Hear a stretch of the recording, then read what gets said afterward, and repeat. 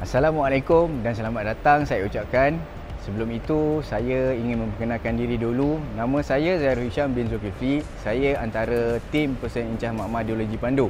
Tim kami terdiri daripada 4 pegawai. Yang pertama, Encik Muhammad Ridwan, Encik Amin Fafizullah Umar dan Encik Kamarul.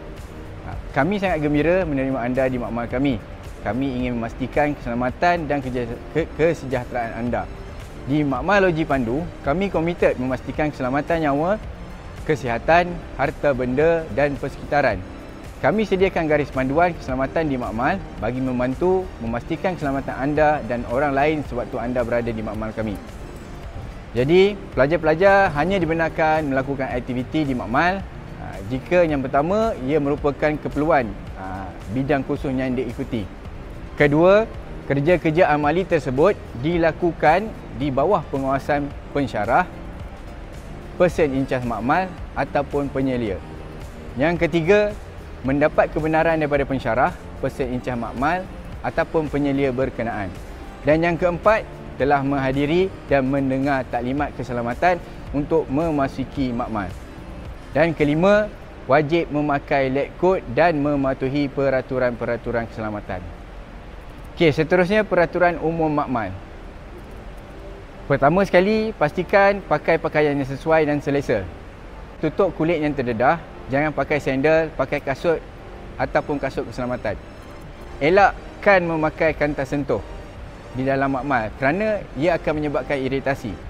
Tidak dibenarkan makan, merokok, vape, bersolek di dalam makmal. Jangan simpan sebarang makanan di dalam makmal.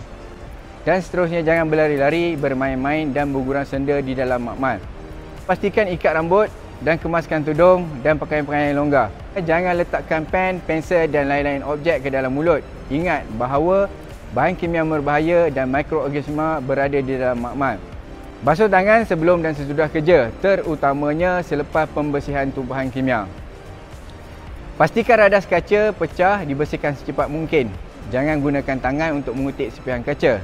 Gunakan penyapu, berus ataupun tuala yang dilembabkan.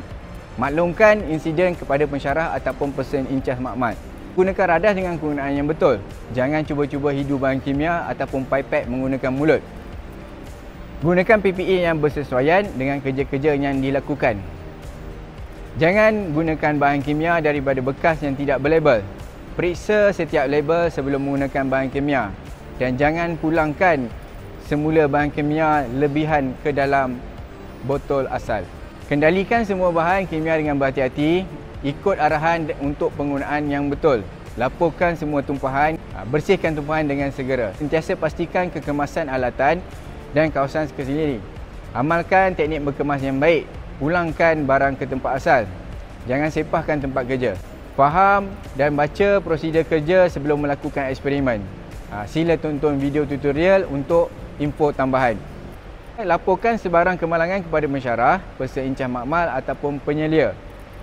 Pastikan anda tahu kedudukan dan cara penggunaan yang betul untuk alat-alat keselamatan di dalam makmal seperti alat pemadam api, eye wash, safety shower dan first aid kit. Pastikan anda tahu semua akses keluar masuk di dalam makmal. Gunakan pintu roller shutter untuk proses keluar dan masuk. Pastikan anda sentiasa peka dengan keadaan sekeliling dan keadaan peralatan yang sedang digunakan.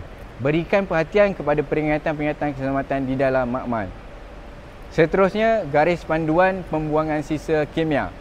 Pertama sekali, patuhi arahan yang telah ditetapkan. Sila buang sisa bahan kimia di dalam bekas yang dihaskan. Jangan buang sisa ke dalam sinki makmal. Yang ketiga, tisu dan sarung tangan tercemar juga dibuang di dalam bekas yang dihaskan. Seterusnya, garis panduan penggunaan peralatan. Sila baca dan fahamkan prosedur kerja sebelum melakukan eksperimen.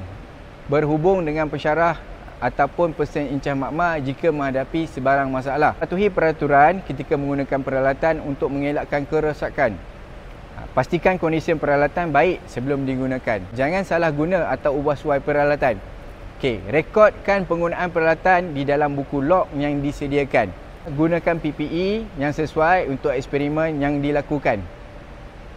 Laporkan kerosakan peralatan kepada pensyarah, Persen Incah Makmal ataupun penyelia makmal. Pastikan switch utama bekalan dimatikan selepas menggunakan peralatan. Pastikan peralatan serta persekitaran bersih, sedia untuk digunakan oleh pengguna lain. Okey. Waktu untuk urusan makmal selain waktu jadual amali ataupun untuk konsultasi adalah seperti berikut. Waktu pagi, waktu sesi pagi Isnin hingga Jumaat 9 hingga 1 pagi. Sesi petang 2 hingga 4 petang. Untuk hari Jumaat, sesi pagi 9 hingga 12 pagi, sesi petang 3 hingga 4 petang. Sabtu, Ahad dan cuti umum, lab ditutup. Sila buat temu janji terlebih dahulu. Dapatkan link temu janji peak time daripada pensyarah ataupun pegawai. Seterusnya, perkara-perkara yang perlu dilakukan semasa kebakaran dan pemindahan kecemasan. Apabila pengera kebakaran diaktifkan, semua penghuni dikendaki mengosongkan bangunan makmal dan berkumpul di tempat berkumpul. Tempat berkumpul kat sini kita ada dua. Satu parking belah depan dan satu parking belah belakang lah. So nanti boleh rujuklah kawasan parking. Okey, pertama sekali ikut arahan yang diberikan oleh pegawai. Yang kedua, patuhi prosedur pemindahan kecemasan yang telah ditetapkan. Jika berlaku kebakaran, matikan switch peralatan. Dapatkan barangan peribadi seperti dompet, kunci, handphone dan sebagainya jika masih sempat lagi dan selamat. Seterusnya, kekal tenang, jangan berlari. Berjalan pantas dan tinggalkan bangunan makmal dengan segera. Berkumpul di tempat parking, tempat berkumpul. Ikut tanda arahan pemindahan kecemasan untuk ke tempat berkumpul. Periksa tombol daripada sebarang haba sebelum membuka pintu. Dan beri bantuan pada rakan-rakan OKU. Okey.